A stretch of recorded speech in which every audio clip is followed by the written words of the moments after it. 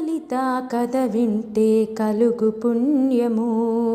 శ్రీమాత దయ ఉంటే లేదు మరో జన్మము.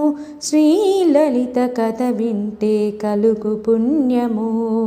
శ్రీమాత దయ ఉంటే లేదు మరో జన్మము.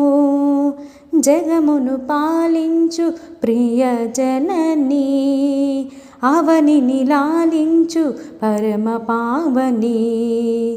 ఎన్ని జన్మలెత్తినా కర్మ తీరదు, అమ్మ కరుణ లేనిదే ముక్తి కలుగదు. శ్రీలలిత కథ వింటే కలుగు పుణ్యము. శ్రీమాత దయ ఉంటే లేదు మరో జన్మము. విధాత రాతనే లిఖించిన మాత,